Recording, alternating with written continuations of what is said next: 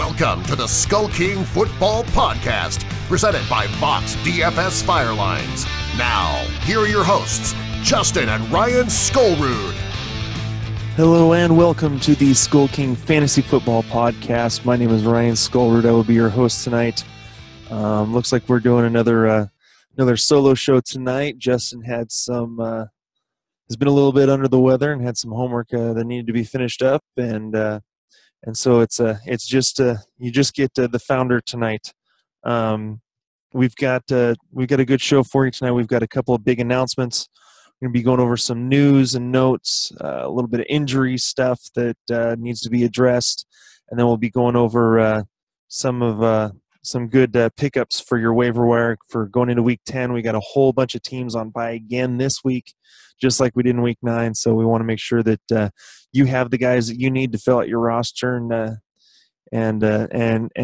get a win over the rest of your league. So why don't we go ahead and we'll start with our two big announcements. Number one, we'll start with this. As you know, the SkullKing Football Podcast is a portion of SkullKingFootball.com, which is our fantasy advice site that we provide premium memberships for, and for so far for most of the season we've been doing those for $10, and that provides you with premium rankings, position by position projections. We provide game day weather forecasts multiple days out in front of the games so that you can kind of have an idea of who's going to be playing, who's going to be playing in what kind of weather. We provide DFS values for the three major platforms. And so we've got all that. We've been doing those for $10 for the year. Well, now that we're halfway through the season, we are actually knocking that price down to $5 for the rest of the season. That will give you our premium rankings and projections, along with all the extra goodies. That'll get you into our premium members area that has an ebook that I wrote about how to draft your fantasy football team, and especially if you're playing in PPR leagues or PPR style leagues. And so all that's going to be involved in there. And again, it's only $5 for the rest of the season. That's not $5 a month. That is $5. You are covered for the rest of the season. And so we want to put that out there. Make sure that you know that you can get information and not have to pay an arm and a leg for it. So that's special announcement number one. And our second announcement, this last week, our last show, we had a special guest, our quarterback writer, staff writer for SkullKing Football, co-hosted with me since Justin was out for his birthday. And the response to the amount of downloads and listens from Greg being on there, I know a lot of you enjoyed his humor and his insight, and he really nailed a few guys when it comes to who is going to have a decent game. And so we have actually decided to have Greg Talcott become a regular part of the show. And so we're going to be moving, hopefully, to a three-headed monster in terms of the SkullKing Fantasy Football Podcast. So I know that a lot of you that downloaded our latest show last week, our waiver wire show, got to hear Greg and all the insight that he provided. Well, he is actually now going to become part of the regular broadcast on our show, being a regular host. So I guess that means I need to get the intro updated. So. I hope you guys are all excited about that. I know that Justin and I are excited just about having another voice and a different dynamic brought to the show. So, all right, let's go ahead and get into our news and notes for Week 10. Started off with what should be some obvious news. Coach Jeff Fisher of the LA Rams has been quoted as saying that his star running back, Todd Gurley, is, quote, not getting enough carries. We all could have told you that. Now, let's be honest. He hasn't exactly been effective. His average yards per rush is 3.1 on the season. He's had 2 games where he has been at 4 yards per rush or over. And let's be honest, their team is horrible. They're at 3-5 this year. They haven't really been. They've been in a couple games. Of the ones that they've lost, they've kind of been in last week against Carolina. But if we look at his carries, he's had Todd Gurley's had 2 games on the season, week 3 and week 5, in which he's had more than 20, or he's had 20 carries at least, and those are also the only 2 games where he's had at least 60 yards on the ground. They're also the only 2 games that he had a touchdown. So yeah, I would say that if you want to have a bit of success, you need to start running the ball more with Todd Gurley. Now, it helps they actually have been getting him involved in the passing game as well. So it's not like his overall touches are not doing well. He's getting 20-plus a game.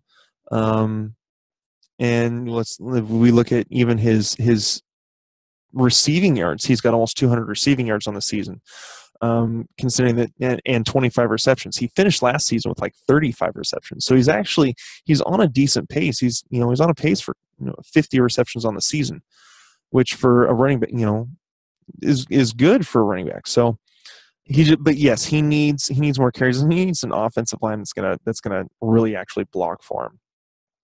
What doesn't help is they have Case Keenum as their quarterback, who, yes, Keenum has had good games, but let's be honest, in my opinion, the reason for those games that he has been able to pass really well on is because every team is stacking the box to stop Gurley.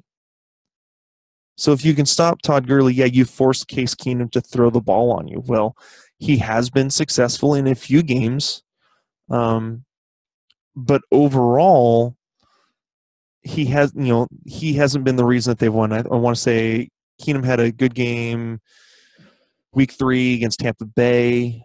And let's see, all the rest of the game. Yeah, he's had other good games, but still, coming out with losses. So I think as long as they still have Case Keenum as their quarterback, they're going to be stacking the defenses are going to stack the box against Gurley, and he's not going to be able to run. Which brings us to our second bit of news, again from the wonderful Jeff Fisher, who has stated that their number 1 draft pick, Jared Goff, will not play until they have been eliminated from playoff contention. They're 3-5, and let's look at just their schedule. We're going into week 10. Let's just look at their schedule from weeks 12 through 17. Let's see how they finish the season. Week 12, they're at New Orleans. Week 13, which, New Orleans hasn't been playing great, but they have an explosive offense that I don't think the Rams can keep up. They may put up some points, but I don't think the Rams could keep up with the New Orleans offense, especially in the Superdome. Week 13, they are at New England. Week 14, they are at home against Atlanta.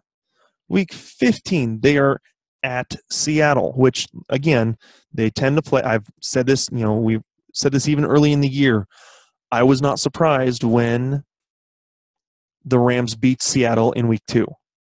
It happens. They always play Seattle tough, especially in LA, and they've played us pretty tough up here in Seattle, where I'm from.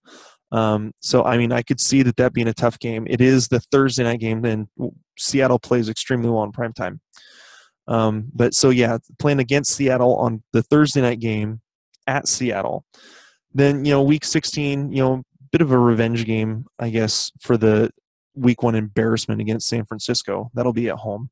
And then they play, I want to say their last game it's at home, but against Arizona. So, who at that point, they may be out of playoff contention, or they may be fighting to keep playoff contention. So Arizona will have something to play for. So I don't see LA being in contention for very long. Quote unquote, air quotes, contention for a playoff spot. So hopefully we'll be seeing Jared Goff here pretty soon. Moving on. Titans coach Mike Mularkey has stated that Derrick Henry could be out multiple weeks with his strained calf. For all those who were kind of hoping that he'd get more work, he managed to get no carries in this last game. which stinks because I actually had him starting in one league. Luckily, I still won anyways, because I had, Melvin Gordon go off and let's see, who else did I have on that one? I had Evans go off as well. So, Henry's going to be out for a couple more weeks. That's huge for DeMarco Murray owners because that means that there really won't be anyone. Andrews is not going to take a ton of carries away from DeMarco Murray. So, really, that's more of a DeMarco Murray, push up for DeMarco Murray. Next, from the New York Jets, Fitzpatrick is day-to-day with, I want to say it was an MCL strain. At this point, if he cannot play, they're saying that Bryce Petty will be the starter in New York against LA, which even though it's in New York at MetLife Stadium, I don't know how Bryce Petty's going to do. Even against an LA defense, it hasn't been great. The Jets are hosed. Let's be honest. Here's where we really get to some interesting news that I really want to spend a little time on. We go to the Broncos. Gary Kubiak says that Kapari Bibbs has earned more opportunities. Now, if we go back into this last game against Oakland, or even let's even take a step back and go in the last two games that Booker has started again since CJ Anderson went on IR.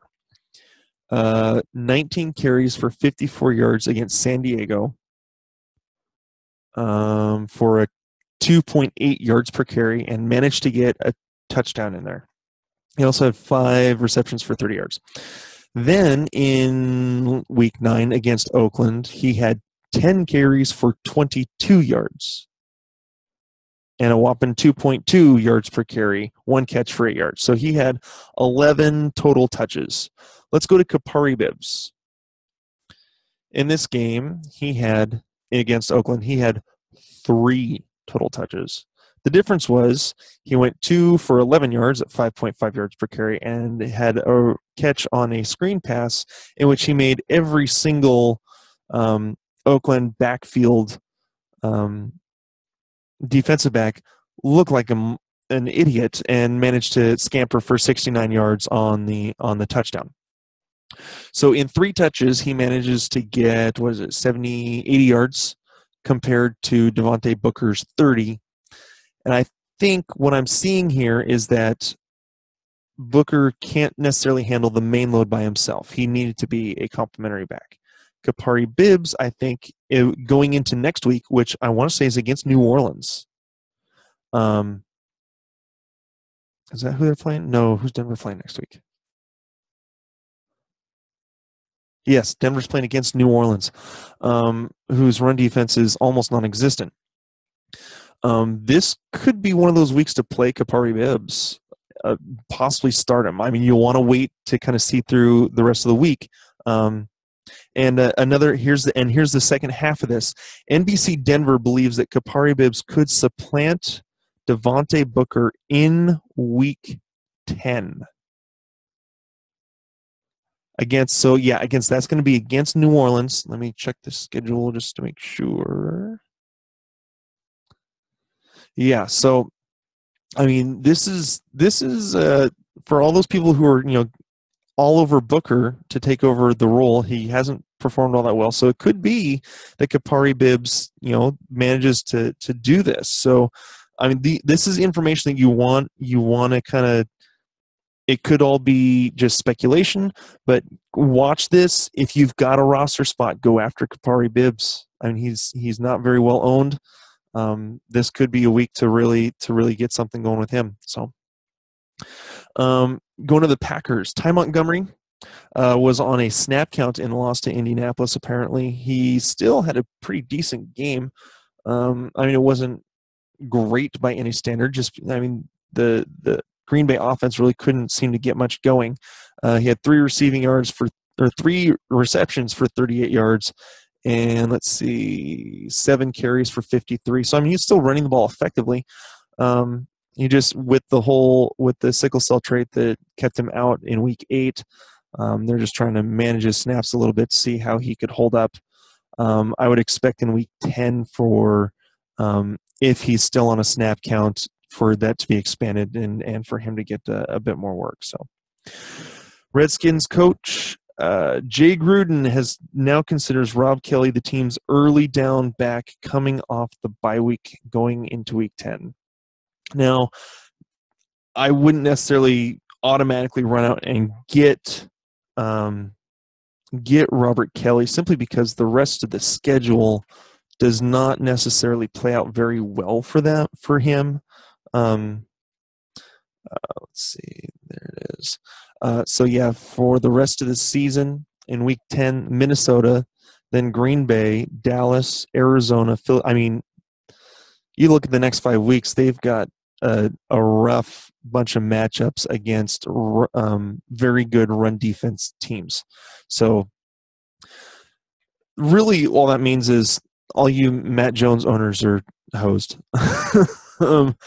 They're not giving up completely on Matt Jones. He has been struggling through injuries, and with those injuries, he's become ineffective.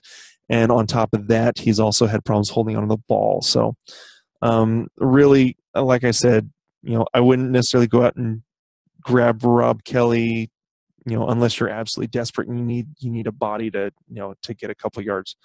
Moving on, Randall Cobb avoided setbacks in the game against Indianapolis, which is good. I mean, he finished he had that last touchdown to pull the game within, was it 5 points or 6 points or whatever.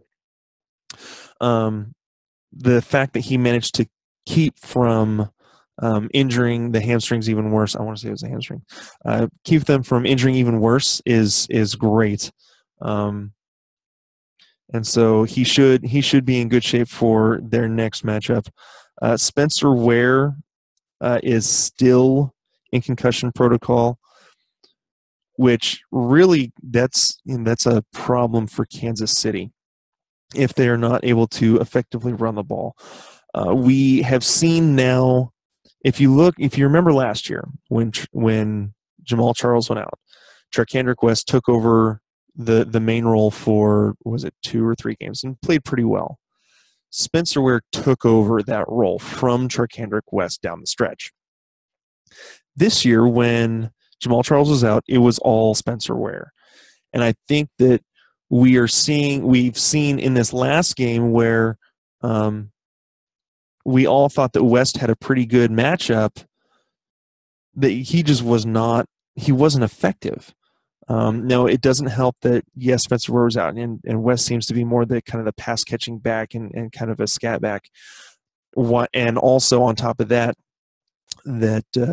Alex Smith was out, and so you're dealing with Nick Foles as your quarterback, and so I'm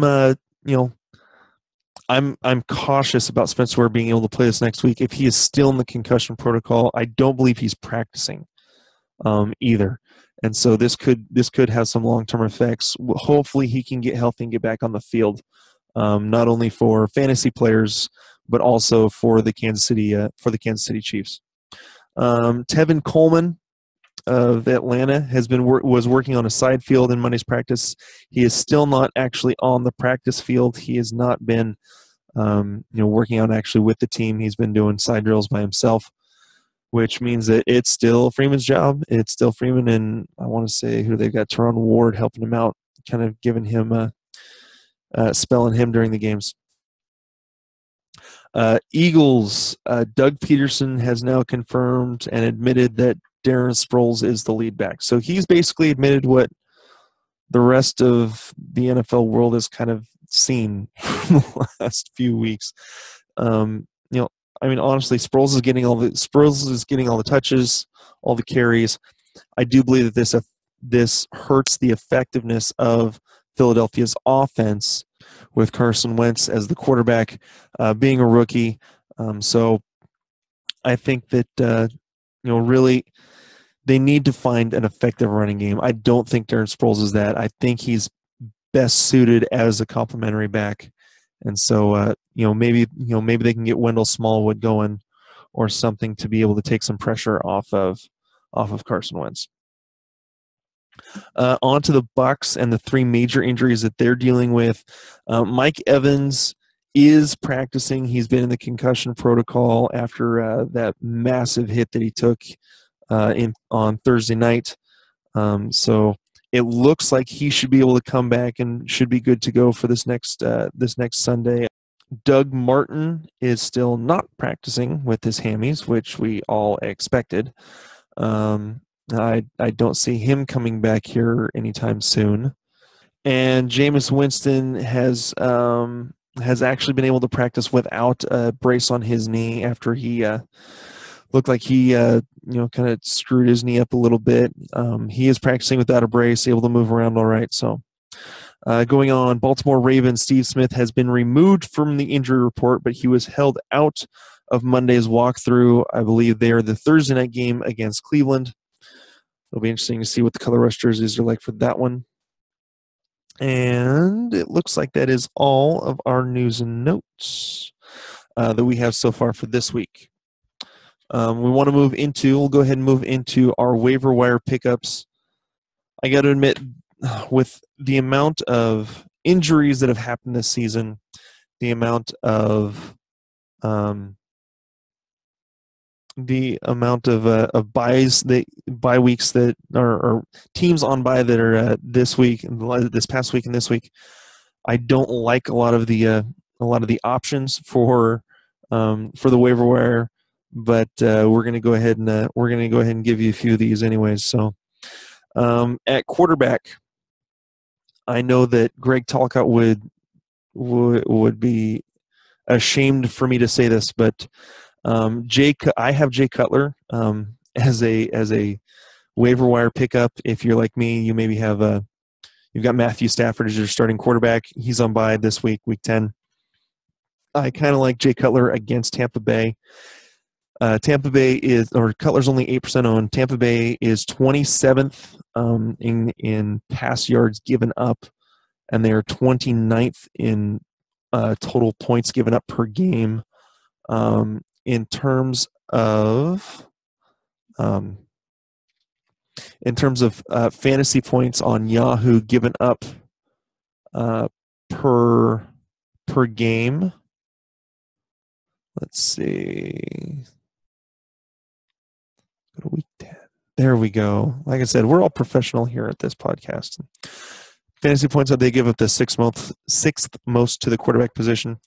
So I think Jay Cutler is in a spot to play pretty well in that game. My other quarterback that I would have would be Joe Flacco. He's only 25% owned, and he's going up again. The basic rule of thumb: stream against Cleveland. Cleveland is 23rd against the pass in terms of passing yards per game, and they're 31st, second to last in terms of points given up per game. So anytime you can stream someone against Cleveland, go for it. Last week I was telling people to go for Dak Prescott against Cleveland, and what do you know, he went off. Running backs. Again, I'm not in love with these simply because there's still some questions around a couple of them. First one is Peyton Barber, he's 18% owned on Yahoo. Going up against Chicago. Chicago has been pretty good against the run this year. However, this is more of a based on volume type of pickup. Like we said, Doug Martin is still not practicing. It is just Peyton Barber and I want to say Mike Davis or Mike James, not Davis, Mike James. And so, Sims is on IR. Jaquiz Rogers is still dealing with a bum ankle. So Peyton Barber is the lead guy right now. And so, again, this is mostly based on volume, but he does have the ability to catch the ball out of the backfield a little bit. So Peyton Barber, again, 18% owned. You need a body. That's one to go with. And we talked about this one earlier. Capri Bibbs, he's 6% owned. He's going up against New Orleans, who has given up the most fantasy points to running backs. Now it's going to go back and forth between whether it's Bibbs or Booker. At this point, this is the point in the year a couple years ago where CJ Anderson got picked up and basically took over the running back job in Denver and won a lot of titles for people, me being one of them. And so I think that this could be a little bit of a changing of the guard. Capri Bibbs could take over if Devontae Booker is unproductive again or is less productive than Bibbs. So in a juicy matchup against New Orleans, who simply cannot stop the run, that's definitely a solid option for you. The other one is Paul Perkins, 16% owned. He's going up against Cincinnati in the Monday night game. He is Cincinnati's given up the 10th most fantasy points to running backs. This is looking like a move to kind of move Jennings out and look at what they have in Paul Perkins, who the last couple games the last few games where he's actually gotten touches, he's proven to be more effective than Jennings, shown a little more burst. Jennings is old, and he's never really been able to put together a full season due to injuries. And so Paul Perkins, I believe, is a solid pickup at 6% to maybe fill up your roster and kind of see where he goes, especially if you have a deep bench. Going to wide receivers, Cameron Meredith is only 29% owned. He kind of had a bit of a down week, down a couple of weeks. I'm sure he got dropped a lot with the bye week for Chicago this last week. Jay Cutler, I think that with Tampa Bay giving up so much in the passing game, I think that Jay Cutler, while he tends to focus on Alshon Jeffrey, Cameron Meredith could get a decent amount of work in this game and could be a solid pickup as maybe, again, a bench stash, or if you've been dealing with injuries, he could be like a wide receiver 3, wide receiver 4 flex play, especially in deeper leagues. Again, 29% owned. And so I think Cameron Meredith could be in for a solid game with the weak Tampa Bay secondary. And this next one, J.J. Nelson, coming off a bye for Arizona.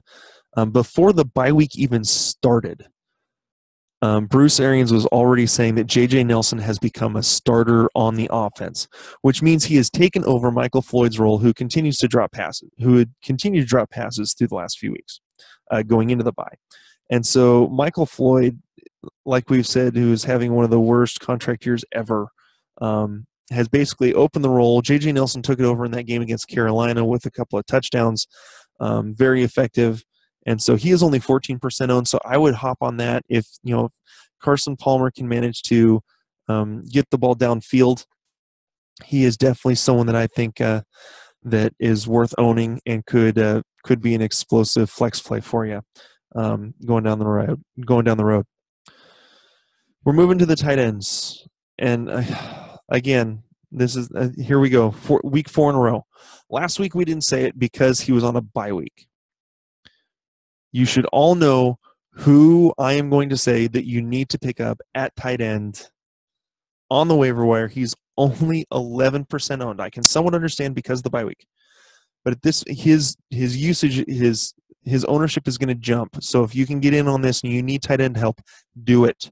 CJ Fiedorowicz has one of the easiest schedules going down the road in terms of tight ends. If you look at just where he was in the last few weeks, he's had 29 targets in the last 4 games. Look at his last 5 overall. 34 targets, 24 receptions, 272 yards, and 3 TDs. If he continues at that pace, he is going to finish the season with 62 catches, 707 yards, and 8 TDs. That is solid, tight end 1, high end tight end 2, low end tight end 1 production that you need, especially those 8 TDs. Brock Osweiler, the one I guess you could say the downside is that he's got Brock Osweiler as his quarterback. I almost think that's an upside because Osweiler obviously cannot get the ball to DeAndre Hopkins. He's gotten the ball to Will Fuller a little bit early in the season, But the last 5 games, it's all been to his tight ends because he cannot get the ball down the field. And so I think that CJ Fiedorowicz is going to be a guy that he is going to lean on. Again, I called it a couple weeks ago. I think that Fiedorowicz is this year's Gary Barnidge, the guy that comes out of nowhere at tight end and is going to really help you solidify your fantasy teams to finish off the rest of the season. He's got Jacksonville this week. He's got Jacksonville this week. So while Jacksonville has been a little bit better against the against tight ends, I really think that he could be in for a solid game.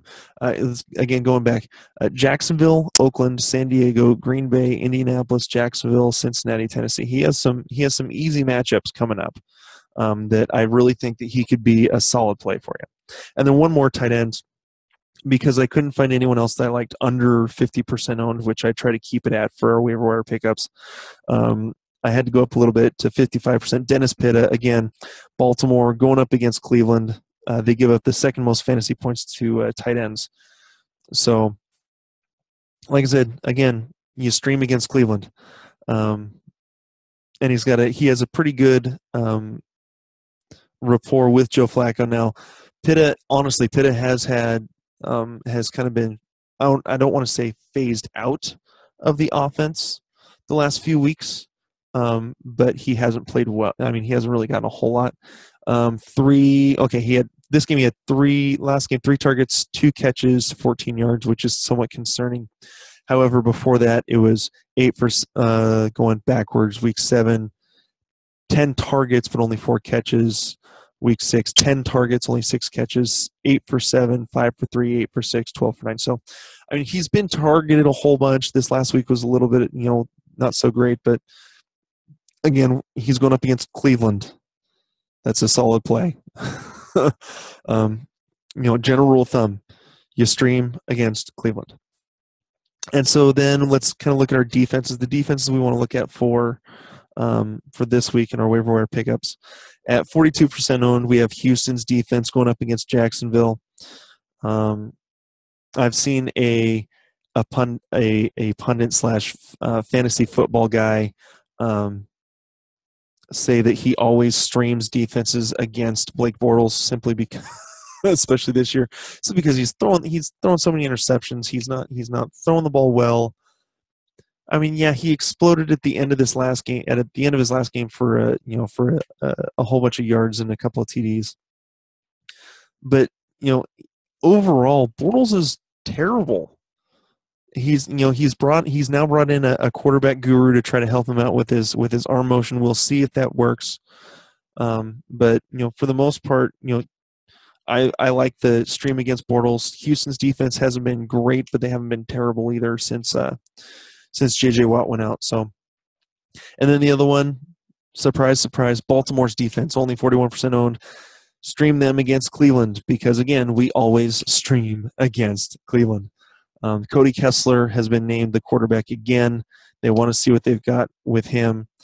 I still think that Terrell Pryor has a good enough showing to be a wide receiver 2 or 3 for you with Corey Coleman coming back. So, again, I'm fine to stream Baltimore. I think that they can get a decent amount of work in against Cody Kessler. So, all right, that's it for the waiver wire pickups. I hope you all have had a decent season so far. We're going to go ahead and end the show, and with the end of this, I just want to throw a little commentary. I know that today, when everyone's listening to this, is voting day, and it's a big time for our country. I'm not going to tell you who to vote for. That is not my job. Your job is to make an educated decision, vote your conscience, vote your heart, but go out and vote. Don't be one of those people that, I didn't vote because my vote doesn't matter. Yes, your vote matters. I don't care who you vote for. I don't care if you're, whatever. Go out and vote. Be a part of this great country and the electoral process. Get in your waiver claims. back to fantasy football. Get in your waiver claims. I hope you guys all have a great weekend. And again, our next show, we will have both Justin and Greg on. We will be, again, going to a 3-headed roster with the show. And so, again, I hope you guys all have a great week, and we'll talk to you later.